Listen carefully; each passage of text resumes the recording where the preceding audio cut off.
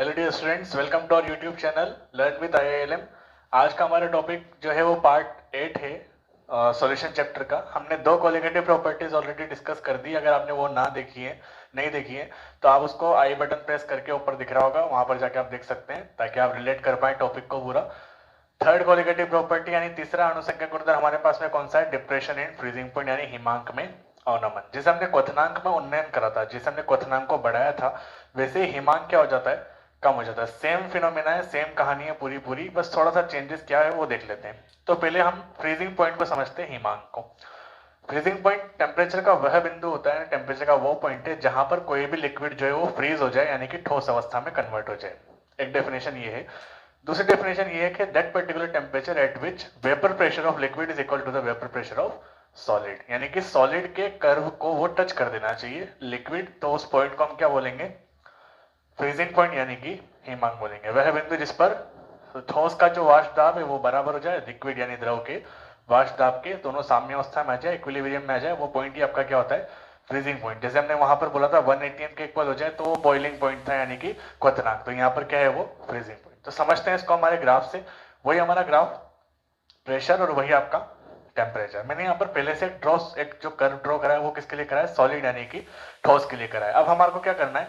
हमने लिक्विड लिया, एक तो प्योर सॉल्वेंट यानी कि विलायक, और एक क्या लिया हमने? सॉल्यूशन। और हमने सॉल्यूशन बनाया कैसे था? नॉन वोलेटाइल सॉल्यूट को मिलाकर, यानी कि अवाष्पशील विलय को मिलाकर। और अवाष्पशील विलय को मिलाने पर क्या कहानी पीछे होती है आपको पता है? वाष्प दाब कम हो जाता है, वेपर प्रेशर क्या हो जाता है? कम।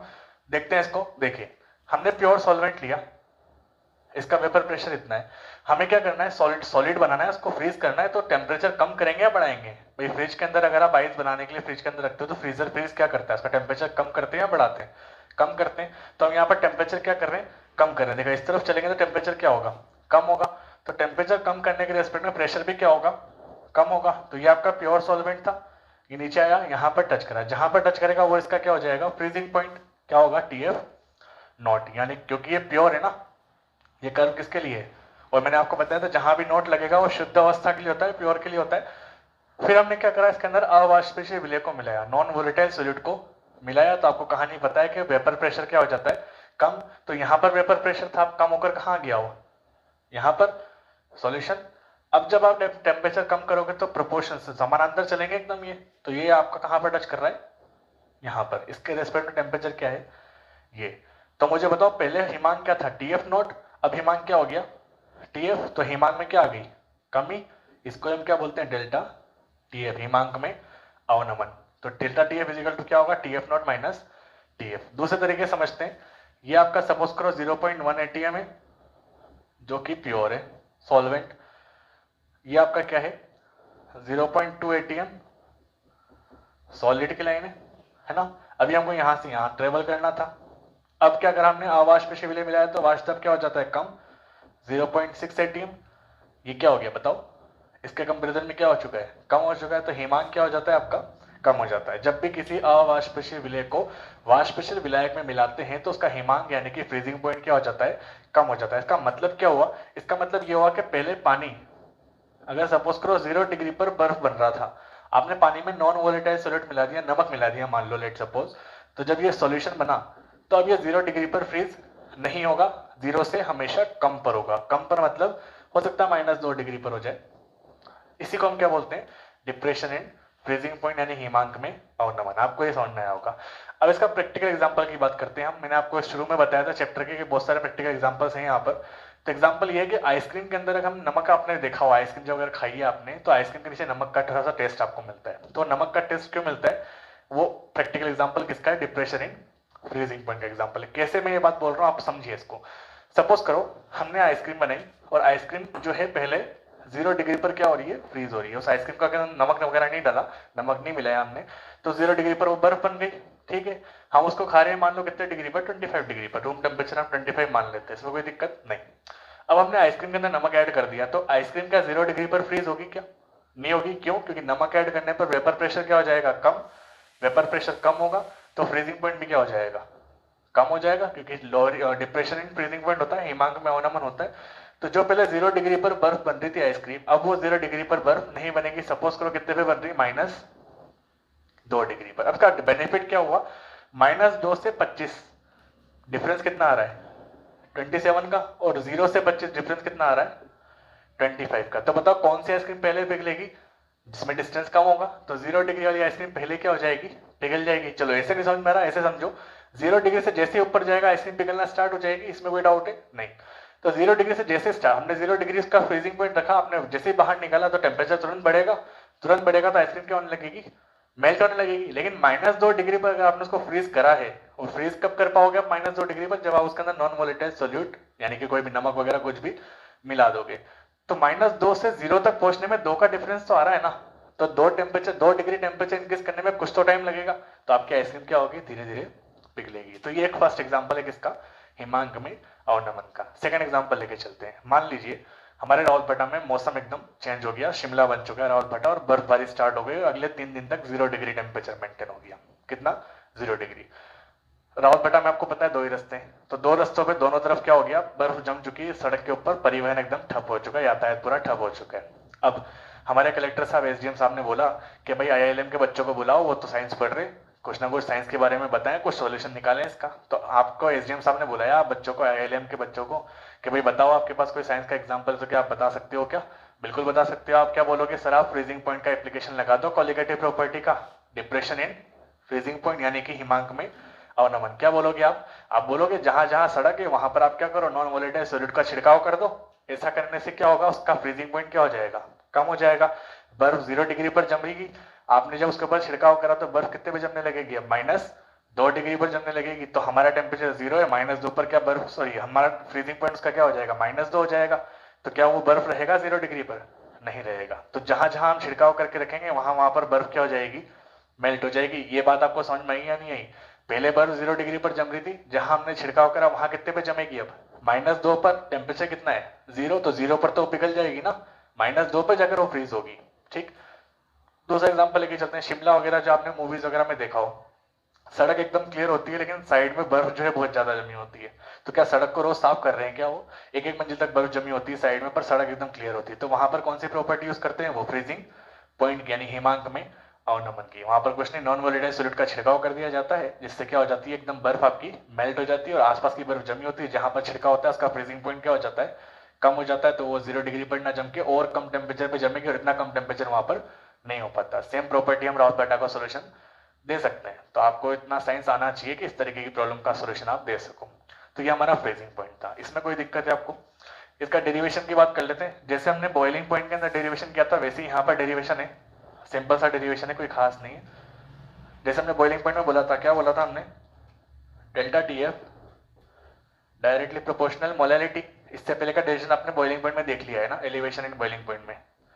प्रोपोर्शन का साइन हटाओगे क्या लगेगा, constant KF, molal elevation constant, वहां पर मोलल, सॉरी वो मोलल एलिवेशन था, ये क्या है, मोलल डिप्रेशन कांस्टेंट। केएफ क्या होगा, मोलल डिप्रेशन कांस्टेंट यानी कि मोलल अवनमन स्थिरांक। ये क्या है आपका, हिमांक अवनमन यानी डिप्रेशन इन फ्रीजिंग पॉइंट। और एम क्या है आपके पास में, मोललिटी यानी कि मोललता। ठीक है, इसको आगे लेके चलते हैं। अच्छा, इसमें केएफ की वैल्यू कितनी होती है वाटर के लिए, KF for water is equal to 1.86 kilo के, sorry kelvin kilogram mole inverse. आपको याद होगा मैंने डेरिवेशन करके दिखाया था, आपको यहां भी देख लो। केएफ इज इक्वल टू क्या होगा, delta TF upon M. Molality अगर 1 कर दे हम तो डेल्टा टीएफ भी किसके इक्वल हो जाएगा, केएफ के जो होता है मोलल डिप्रेशन कांस्टेंट। ठीक है, आगे और देख लेते हैं इसके अंदर। इसको हम अगर और सॉल्व करें तो क्या कर सकते हैं, मोललिटी का फॉर्मूला रख सकते हैं, delta TF is equal to क्या हो जाएगा, KF multiply by W B upon M B into W A. और अगर आप एम बी का फॉर्मूला जैसे हम सब में निकाल रहे हैं, M B is equal to क्या हो जाएगा, KF upon delta TF into W B upon W A. तो ये डिप्रेशन इन फ्रीजिंग पॉइंट का डेरिवेशन हो गया। सेकंड नेक्स्ट हमारा जो बचा है वो बचा है ऑक्सीडेटिव प्रॉपर्टी को देखते हैं हम। अणु संख्या गुणधर्म जो है हमारे पास में, परासरण दाब। तो आपको ये तो समझ में आ गया होगा, सेम क्वथनांक वाला ही था जैसा आपने लास्ट टॉपिक में पढ़ा था वैसे ही था ये। अब बात कर रहे हैं हम परासरण दाब की, जो 2-3 साल से बोर्ड का आरबीएससी का खासकर फेवरेट टॉपिक है। फोर्थ है हमारे पास में ऑस्मोटिक प्रेशर, जिसे हिंदी में हम क्या बोलते हैं, परासरण दाब। इसको पाई से डिनोट करते हैं हम। पाई तो जानते हो ना आप सभी, ठीक है। अब परासरण दाब समझने से पहले हमें समझना पड़ेगा परासरण यानी कि ऑस्मोसिस। और ऑस्मोसिस समझने से पहले हमें समझना पड़ेगा विसरण यानी कि डिफ्यूजन। ठीक है, तो परासरण दाब बाद में स्टार्ट करेंगे। पहले हम बात करेंगे परासरण यानी ऑस्मोसिस के बारे में, और उससे पहले हम बात करेंगे विसरण यानी कि डिफ्यूजन के बारे में। क्या आपको डिफ्यूजन पता है, विसरण क्या होता है? अच्छा, विसरण और परासरण दोनों ही स्पॉन्टेनियस प्रोसेस होती है, स्वतः होने वाली परिघटना है। इसको आप अलग से कोई एक्सटर्नल फोर्स लगा के नहीं करवाते हो, खुद ब खुद हो जाती है। विसरण क्या होता है, मैं एग्जांपल दे देता हूं, आपने पढ़ा भी होगा छोटी क्लास के अंदर। विसरण जैसे कि सपोज करो मैंने इस रूम के अंदर कोने में एक अगरबत्ती लगा दी जलाकर, तो क्या होगा, कुछ टाइम बाद पूरे रूम में वो स्मेल, अगरबत्ती की जो स्मेल है वो पूरे रूम में फैल जाएगी। तो हुआ क्या, यहाँ पे अगरबत्ती जहां पर लगी थी वहां पर कुछ कण थे विलय के, खुशबू के कण थे, वो पूरे रूम में क्या हो गए, फैल गए। तो इसी तरीके से इसी को हम क्या बोलते हैं, विसरण। तो विसरण क्या होता है, उच्च सांद्रता से निम्न सांद्रता की ओर विलय के कणों की गति, यानी कि हाई टू लो। कौन से पार्टिकल्स, सॉल्यूट पार्टिकल्स। भाई सॉल्यूट पार्टिकल्स होंगे ना, जो आपके स्मेल के पार्टिकल है वो एयर में डिजोल्व हो गए तो वो सॉल्यूट हो गए, और वो आपके पूरी रूम में फैल रहे, मतलब हाई कंसंट्रेशन से लो कंसंट्रेशन कर खुद ब खुद जा रहे हैं, स्वतः ही जा रहे हैं, स्पॉन्टेनियसली। तो उच्च सांद्रता से निम्न सांद्रता की ओर विलय के कणों की स्वतः गति है ना, spontaneous motion of solute particles from high concentration to low concentration is called diffusion यानी विसरण। ठीक, विसरण से जस्ट अपोजिट होता है क्या, परासरण। तो परासरण में क्या होगा मैं आपको बता देता हूं। जैसे उच्च से निम्न था विसरण में, तो परासरण में क्या हो जाएगा, निम्न से उच्च।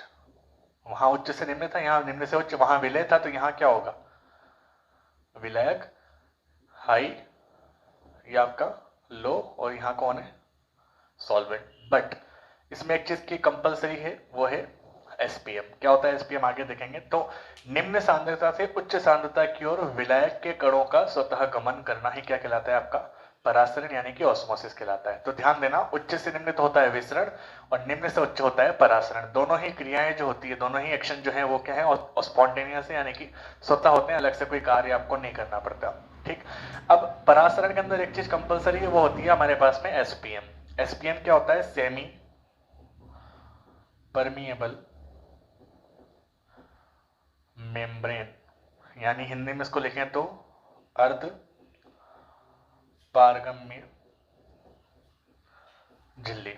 सेमी परमेबल मेम्ब्रेन का मतलब क्या है, अर्ध पारगम्य झिल्ली। सेमी परमेबल मेम्ब्रेन झिल्ली जैसा कुछ पदार्थ होता है जिसमें सूक्ष्म छिद्र होते हैं, और ये सिर्फ विलायक के कणों को ही क्या करते हैं, पार यानी पारगमित होने देते हैं, परमिबल परमिशन देते हैं, है ना। सेमी मतलब अर्ध, कुछ कुछ पार्टिकल्स को यानी विलायक के कणों को परमिशन देते हैं अपने अंदर से पास होने के लिए। ठीक, तो ये हमारा परासरण यानी ऑस्मोसिस है। अब ऑस्मोसिस का बेसिक सा एग्जांपल, अब आपने बोला कि निम्न सांद्रता से उच्च सांद्रता की ओर गति हो रही है, तो कैसे समझेंगे हम कि निम्न से उच्च गति हो रही है। सबसे कॉमन सा एग्जांपल है, आपने पेड़ पौधों को पानी पिलाया है ना कभी, तो पानी जब आप पिलाते हो तो जड़ों में डालते हो, पत्तियों में डालते हो, जड़ों में मिट्टी में डालते हो, तो मिट्टी से जड़ों से पानी कहाँ जाता है, पत्तियों तक जाता है। तो निम्न सांद्रता से पानी कहाँ जा रहा है, उच्च सांद्रता की ओर। अब आप क्वेश्चन पूछोगे कि सर निम्न से उच्च तो हो गया, लेकिन ये एसपीएम कहाँ है, वहां पे एसपीएम तो आपने लगाई नहीं रखी है। तो मैं बता देता हूँ आपको, जो जड़ें होती है उस जड़ों के बाहर का जो आवरण होता है किसका काम करता है, एसपीएम का काम करता है। ठीक है, तो परासरण को आपने थोड़ा बहुत समझ लिया, और परासरण को समझने के लिए एक डायग्राम बनाते हैं, एक सिंपल सा प्रैक्टिकल डायग्राम बनाते हैं इसका। समझ में आ गया, निम्न से उच्च विलायक के कणों की स्वतः गति एसपीएम के द्वारा, है ना, अर्ध पारगम्य झिल्ली के द्वारा। हमने एक कंटेनर लिया, इस कंटेनर में हमने क्या भर दिया, पानी भर दिया। इस कंटेनर में हमने पानी डाल दिया। इस कंटेनर में हमने क्या करा, एक और कीप ली, इसको उल्टा करा, है ना, और यहां पर हमने लगा दिया क्या, एसपीएम। ये रखा हमने क्या, एसपीएम, और इसके अंदर हमने सॉल्यूशन दूसरा भर रखा है। इसमें हमने भर दिया, मान लो, मानना क्या है, इसमें हमने भर दिया NaCl का सॉल्यूशन, ये 20% कंसंट्रेशन है W/V की, किसमें, NaCl में। बीच में क्या लगा दिया हमने, SPM, और ये क्या है, सिंपली वाटर। तो ये मार्क कर दिया हमने कि इसका वाटर लेवल ये है। जैसे हम इसके अंदर डिप करेंगे तो बताओ क्या होगा, ये सांद्रता ज्यादा है, ये सांद्रता क्या है, कम है। तो क्या होगा, विलय के कण कहां से कहां जाने लगेंगे, सॉरी विलायक के कण कहां से कहां जाने लगेंगे, निम्न सांद्रता से यानी लो कंसंट्रेशन से हाई कंसंट्रेशन की ओर। तो ये पानी का लेवल क्या हो जाएगा, नमक के विलयन का लेवल क्या हो जाएगा, थोड़ा सा बढ़ जाएगा। ये आपका प्रैक्टिकल एग्जांपल है किसका, ऑस्मोसिस का, यानी कि परासरण का। आई होप आपको परासरण समझ में आया होगा। अब परासरण के और भी एग्जांपल हो सकते हैं। जैसे परासरण का एग्जांपल क्या हो सकता है, मैं आपको बताता हूँ। आपने किशमिश देखी है, किशमिश को अगर आप पानी में डालते हो तो कुछ टाइम बाद क्या हो जाती है, वो फूल जाती है। क्यों, क्योंकि किशमिश के अंदर कंसंट्रेशन ज्यादा है, पानी की कंसंट्रेशन कम है। तो पानी कहाँ चला जाएगा, किशमिश के अंदर। तो निम्न सांद्रता से उच्च सांद्रता, किशमिश के अंदर सांद्रता उच्च, हाई कंसंट्रेशन है। जो उसका आवरण है वो किसका काम करता है, SPM का काम करता है। आपने केरी का अचार खाया, तो केरी का अचार जब आप केरी काटते हो तो केरी क्या होती है, बड़ी होती है। लेकिन जब आप उसको उस मसाले के अंदर डाल देते हो, अचार के अंदर, तो वो क्या हो जाती है, सिकुड़ जाती है। क्यों सिकुड़ती है, क्योंकि जब आपने केरी को उसके अंदर डाला तो मसाला के जो आपका है अचार का, उसकी कंसंट्रेशन क्या है, ज्यादा है, हाई है। और केरी के अंदर पानी होता है, उसकी कंसंट्रेशन क्या है, लो है। तो पानी अंदर से कहाँ आ जाएगा, बाहर आ जाएगा, और अंदर से बाहर आएगा तो केरी क्या हो जाएगी, सिकुड़ जाएगी। ऐसे बहुत सारे एग्जाम्पल है ऑस्मोसिस के जो हम डेली रूटीन लाइफ में यूज करते हैं। ठीक है, तो ये आपका ऑस्मोसिस प्रोसेस है। अब ऑस्मोसिस प्रोसेस से डिफाइन कैसे करेंगे हम ऑस्मोटिक प्रेशर को। तो ऑस्मोसिस यानी परासरण आपको क्लियर हो गया। ठीक, अब हम बात करें ऑस्मोटिक प्रेशर की, यानी परासरण दाब की। परासरण दाब के लिए हम एक डायग्राम बनाते हैं।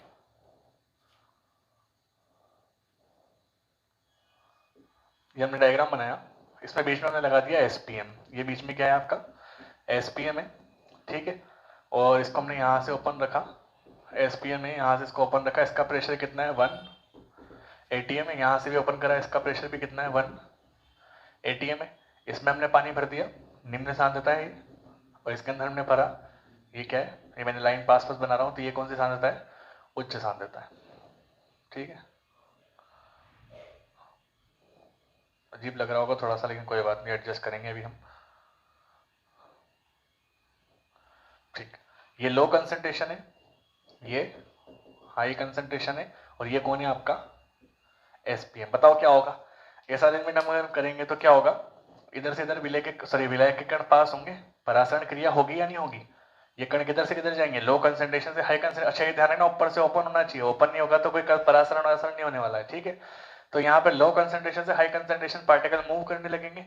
ऑस्मोटिक प्रेशर क्या होता है, तो ऑस्मोटिक प्रेशर है परासरण दाब, वह अतिरिक्त दाब तो होता है जो उच्च सांद्रता की ओर लगाया जाता है, किसके लिए, परासरण क्रिया को रोकने के लिए। तो परासरण दाब की परिभाषा क्या होगी, उच्च सांद्रता की ओर लगाया गया वह अतिरिक्त दाब जिससे परासरण की क्रिया रुक जाए। ठीक है, that external pressure applied to high concentration side to stop the process of osmosis is called osmotic pressure. तो हम यहाँ पर जो एक्स्ट्रा प्रेशर लगाएंगे, यहाँ एक है, यहाँ एक है, दोनों में 1 ATM है, पर यहाँ पर हम एक्सटर्नल, भाई कॉमन सी बात है ना, प्रोसेस कण इधर से इधर जा रहे हैं, तो आप प्रेशर इधर लगाओगे, इधर लगाओगे, रोकने के लिए आप किधर लगाओगे, इस तरफ। तो हमेशा ध्यान रखना है, परासरण दाब यानी ऑस्मोटिक प्रेशर जो है वो हाई कंसंट्रेशन की ओर अप्लाई होता है।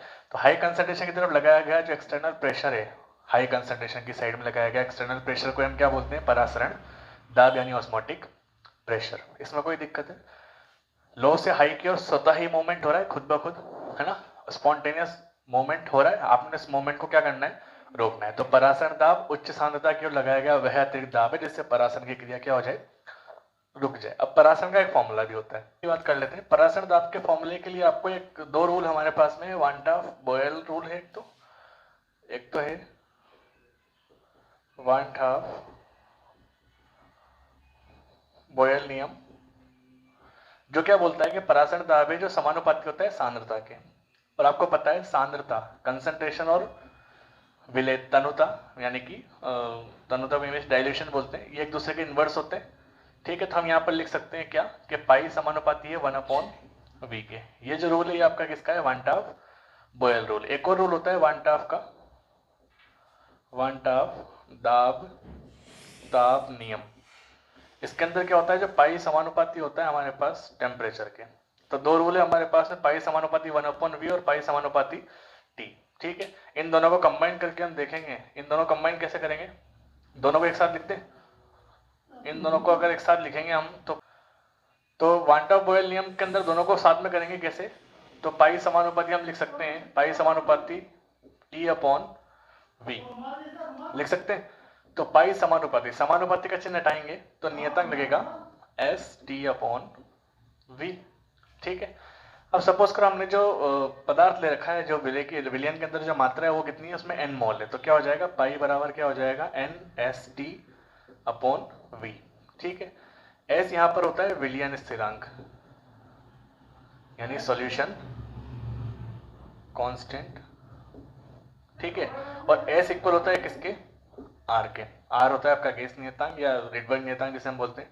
तो पाई इज इक्वल टू क्या हो जाएगा, NRT/V।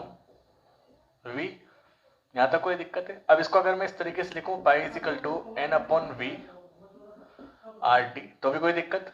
अब मुझे बताओ N क्या होता है? N होता है नंबर ऑफ मोल, मोलों की संख्या, और V क्या होता है, आयतन। तो मोल बटा आयतन कोई सूत्र याद आ रहा है आपको, सांद्रता का सूत्र था, तो पाई बराबर क्या हो जाएगा, CRT।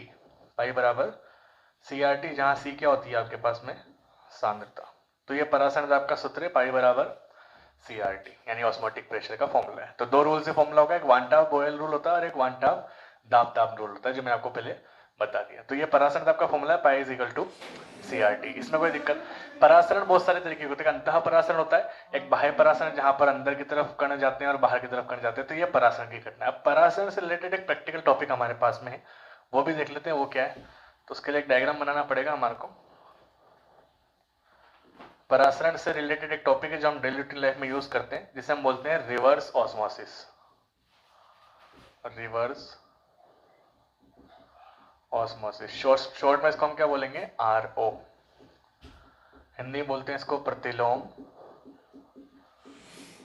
परासरण, RO। क्या आपने RO का नाम सुना है क्या? अरे बोल, कॉमन बात, एकदम हमारे सबके घरों में लगभग RO मिल जाएगा आपको। RO हमारे घर में जो पानी को प्यूरिफाई करता है, वो एग्जैक्टली इसका फुल फॉर्म क्या होता है, रिवर्स ऑस्मोसिस, यानी कि प्रतिलोम परासरण। तो ये रिवर्स ऑस्मोसिस होता क्या है, इसको देख लेते हैं। हमने ऑस्मोटिक प्रेशर का डायग्राम बनाया था अभी हाल, कोई ऐसा डायग्राम था ना, सॉरी,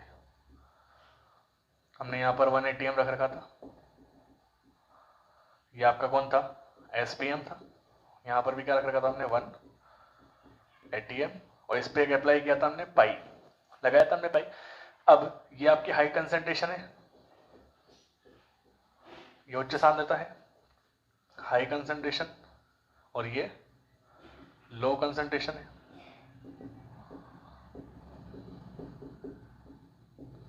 ठीक है, अभी तक क्या हो रहा था, लो कंसंट्रेशन से हाई कंसंट्रेशन पार्टिकल्स मूव कर रहे थे, तो कौन सी क्रिया थी, परासरण यानी ऑस्मोसिस। ठीक है, हमने क्या लगाया, पाई लगाया, परासरण दाब लगाया, तो ये जो प्रोसेस है वो क्या हो गई, स्टॉप हो गई, रुक गई। अब मुझे बताओ, अगर मैं पाई से ज्यादा प्रेशर अप्लाई कर दूं, अगर मैं पाई से ज्यादा प्रेशर अप्लाई करूं, किससे, परासरण दाब से भी ज्यादा। परासरण दाब लगाया था तो वह न्यूनतम दाब था जिससे परासरण रुक गया था, एस्मोसिस रुक गया था। अब जब हमने परासरण दाब से ज्यादा दाब लगाया, तो बताओ क्या होगा, क्या ये प्रोसेस रिवर्स नहीं हो जाएगी क्या, प्रतिलोम परासरण स्टार्ट हो जाएगा। तो ये उच्च सांद्रता से विलायक के कण किस तरफ जाने लगेंगे, फिर निम्न सांद्रता की ओर।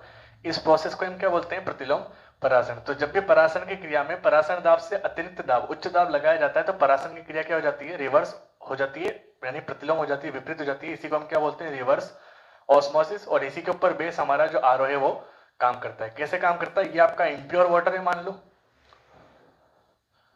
इम्प्योर वाटर है, ये आपका प्योर वाटर। आपने लगाया प्रेशर, और बीच में क्या है, देखो SPM। तो अगर कभी घर में आपके RO खराब हो, तो जब RO सही करने वाला आएगा, उससे पूछना कि इसके अंदर क्या SPM लगा हुआ है, वो बोलेगा हाँ बिल्कुल लगा हुआ है, SPM होता है इसके अंदर।